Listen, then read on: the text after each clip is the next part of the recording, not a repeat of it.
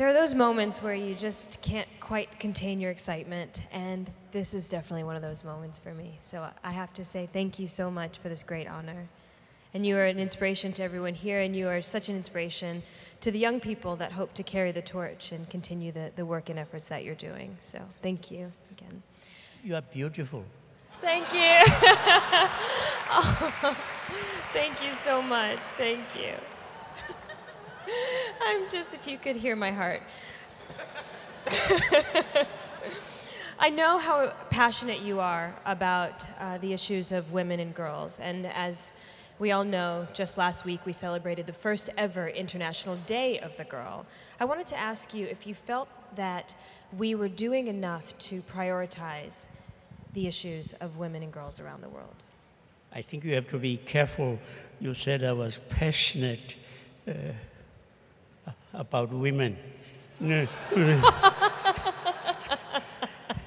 May I, first of all, say a very big thank you to Kathy, to all of you for the award. Thank you very much for letting me come here and meeting such fantastic people, Ted Turner, incredible generosity, and my fellow honorees. Thank you so very, very much for this privilege. One of the benefits of having my kind of complexion is no one notices when we are blushing. Yes.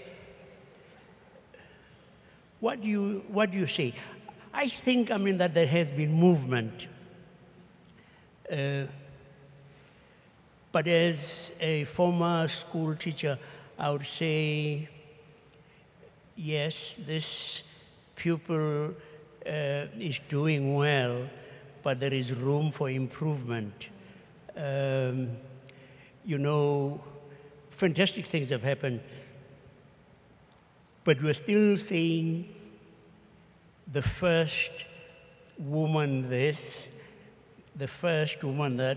We've got one here, the first woman Prime Minister of Norway, the first woman President of Ireland, the first Prime Minister of the United Kingdom.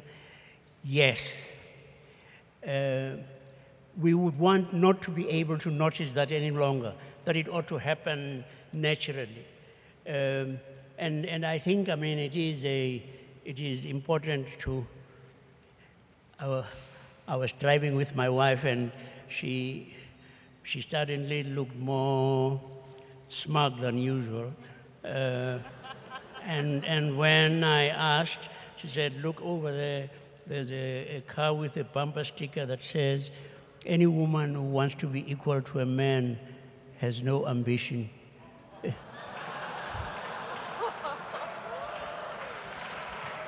I would.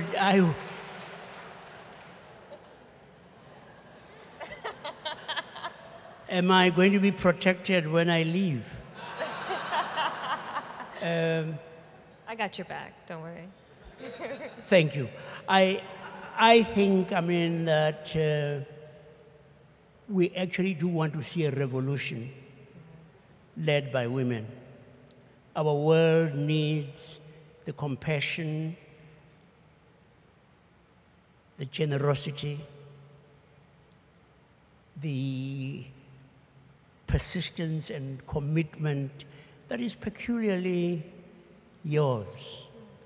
And our world will be a better world when that happens. Thank you.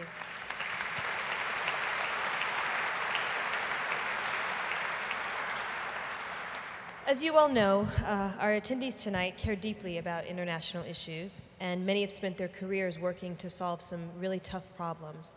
Some of these problems, though, are further complicated by when political leaders use religion as a way to divide.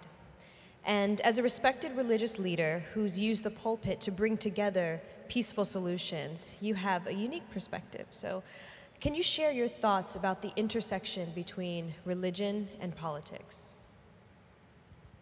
Religion is powerful, and like so many things, it can, in fact, be used for good. It has been used as an excuse for some very awful things.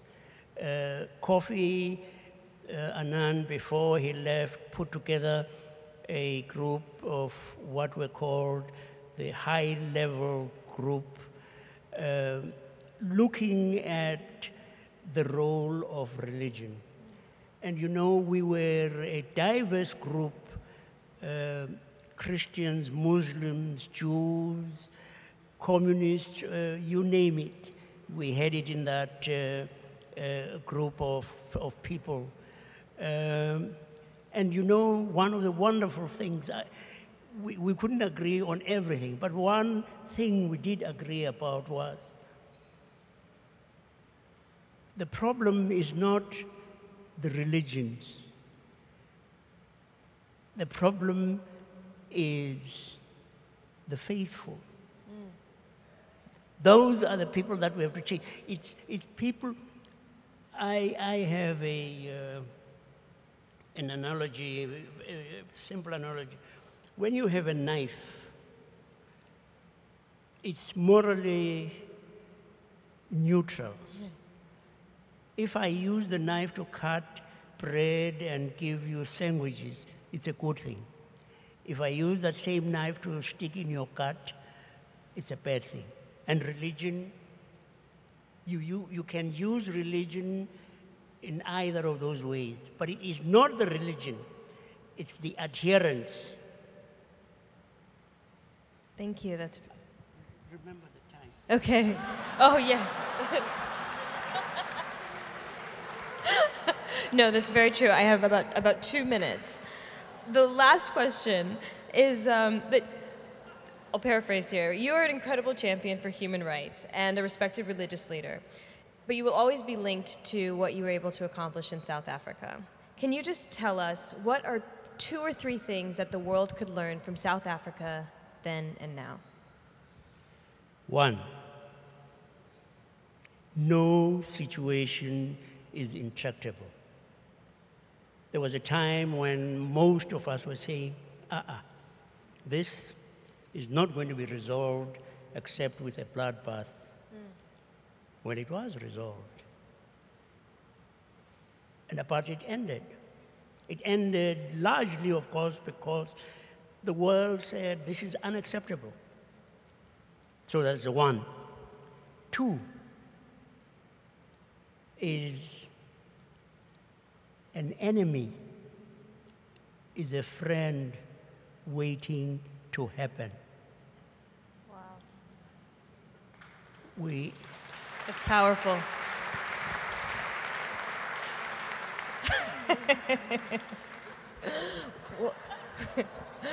Well, I know we all could sit here and listen to you all night because you are just so eloquent and inspiring to each of us, but I know that we do need to get to the debate. So we will end our conversation here, and I hope that you will continue to converse with everyone throughout the night and with me as well. So thank you so much. Thank you. Yeah, thank you.